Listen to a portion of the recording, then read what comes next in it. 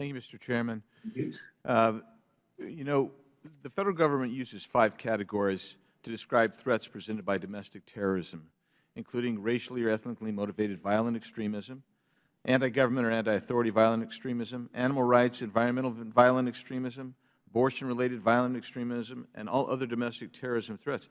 But this committee, and this is our 7th and probably the last, it sounds like, has been focused exclusively, it seems to me, on Category 1, racially or ethnically motivated violent extremism. And I wasn't planning to do this, but since it's been brought up, the Buffalo shooter, heinous, evil being, absolutely, there can be no excuse for it. But, you know, we hear a lot about right-wing extremists, but this guy was an admitted socialist who was thankful that the conservative movement was dead.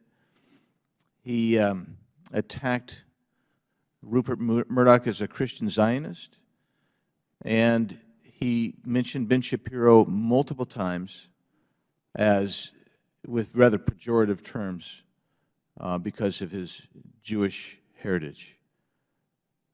That's evil. That guy is evil. And I raise that because I'm thinking this was in tone today as well, the Pelosi attacking. David DuPape. David DuPape was a leftist himself, a radical leftist.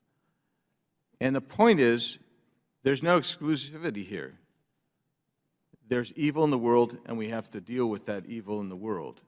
And it seems to me statements like we heard in your written statement, Ms. McCord, actually provide inflammatory rhetoric that is dangerous as well. So, for instance, you attack Sheriff Mark Lamb of Pinal County, Arizona, because he has a nonprofit and because he has a group of posse that he is there. And I'd like to submit for the record, Mr. Chairman, an article about the posse that goes on there. They receive training, they receive education in law enforcement practices, and they don't arrest people and they don't cause trouble. And they go through a vetting and a background check. So, well, without objection, if you just... I'm sorry, yes. Thank you, Mr. Chairman. Appreciate that. And so we hear those types of smears constantly. We heard one of the statements was that these individuals refuse to enforce the law, and that's one of the ways you define a terrorist, a domestic terrorist. Yeah, that is a quote, refuse to enforce the law. And yet I find myself saying, well, if you're the head of Homeland Security and you tell Immigration and Customs Enforcement, you know, there's that 1.25 million people that have actually had due process in courts, where they actually now have a removal order, but you specifically tell your agents, we can't look for them and nor will we remove. Is that not the same thing? So the point is, there's a lot of issues that go on with this.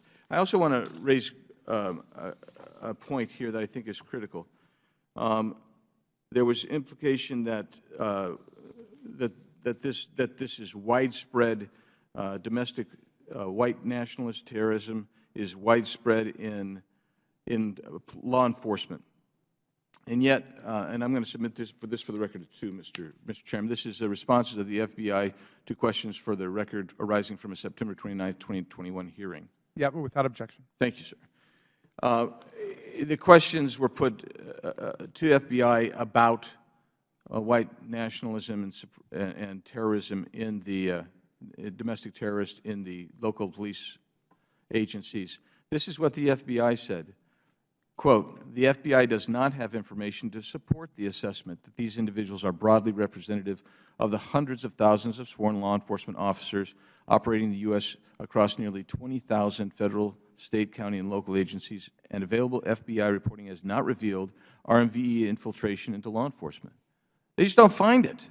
But that doesn't mean anything to my friends on the left, because the rhetoric is what is important to you. The narrative that you're trying to construct is important to you, and that's unfortunate because it prevents us from getting to the bottom of what is causing this. And I think Ms. Nomani is exactly right. It is indoctrination, and we need to find a way to stop that. And I will say this, Ms. Caraballo, I do agree with you that social media has exacerbated the problem. I'm not quite sure how you resolve that, but I don't think necessarily censorship's the answer either. But with that, Mr. Chairman, I realize my time is gone, and I'll yield back.